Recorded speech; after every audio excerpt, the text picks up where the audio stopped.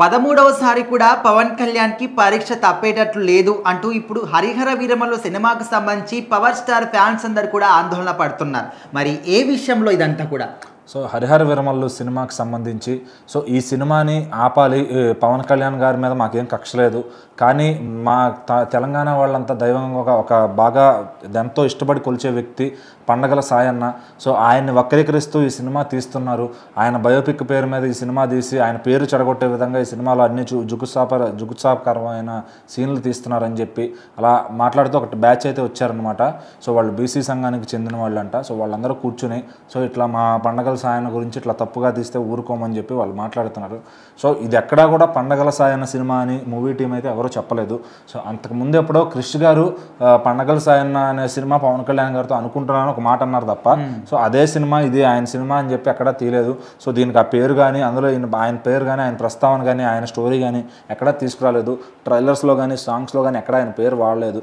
ఒకవేళ వీళ్ళకి అంత అభ్యంతరంగా ఉంటే సినిమా ఫస్ట్ లుక్ వచ్చినప్పుడు ఏం చేశారు, సినిమా మాట వినాలి పాట వచ్చినప్పుడు ఏం చేశారు, కొల్లగొట్టినాదిరో పాట వచ్చినప్పుడు ఏం చేశారు, సడన్గా ట్రైలర్ ఒకసారిగా భారీ రెస్పాన్స్ వచ్చేసరికి సో ఇంకా ఇదేదో ఒక కుట్రపూరితమైన ఇదిలాగా ఉందన్నమాట. సో వీళ్ళందరూ సడన్గా వచ్చి సినిమా రిలీజ్ అవుతున్న తరుణంలో సో ఇట్లాంటి వాళ్ళు ఏంటంటే ఇంకా ఎంగిలాకులో కూడా ఏదో ఒకటి ఎత్తుకునే వాళ్ళు ఉంటారు కదా, ఆ టైప్లో ఇష్టం వచ్చినట్టుగా సినిమా మీద పడి ఇట్లా ఏడవడం అనమాట. సో అయినా పవన్ కళ్యాణ్ ఫ్యాన్స్ కూడా ఈ సినిమా పైన ఎక్కడో నీరు గారిపోయి ఉన్నారు. సో వాళ్ళకి ట్రైలర్ ఒక రెట్టింపు ఉత్సాహం తీసుకొచ్చింది. వాళ్ళు ఎలాగో ఓజీ అని ప్రిపేర్ అయిపోయి ఉన్నారనమాట. సో ఈ ట్రైలర్ అన్ఎక్స్పెక్టెడ్గా సూపర్ బ్లాక్ బస్టర్ అయింది, ఫ్యాన్స్ అందరికి బాగా నచ్చింది. సో రికార్డ్ సైతం వ్యూస్ని కూడా కొట్టిందనమాట. సో ఇప్పుడు ఏంటంటే ఇంకా ఏడుపులు స్టార్ట్ అయినాయి. సో ఇంకా ఆటోమేటిక్గా పవన్ కళ్యాణ్ గారి మీద ఉండే ఏడుపుని అది ఈ విధంగా చూపిస్తూ ఏదో ఒక అడ్డుకట్ట వేయాలి అని చెప్పి వీళ్ళకి మాకు న్యాయం చేయాలి, మేము సినిమాను ఆపుతామని చెప్పి మహా అంటే ఇట్లాంటి వాళ్ళందరూ ఆ సినిమా రిలీజ్ రోజు వరకు ఆ రోజు ఉదయం వరకు ఉంటారు. ఆ తర్వాత ఎవరో కనిపించరు అనమాట. వన్స్ సినిమాకి పాజిటివ్ టాక్ వచ్చిందంటే ఇంకా ఫ్యాన్స్ని ఆపడం ఎవరి తరం కాదు. ఖచ్చితంగా వీళ్ళు ఏమీ పెద్ద సైన్యం కూడా కాదు, వీళ్ళు ఒక 20 మంది 30 మంది వచ్చారు. సో వీళ్ళకి న్యాయం జరగాలి అంటే ఇట్లా ప్రతి ఒక్కరికి న్యాయం జరిగేది దేశం కాదు మంది.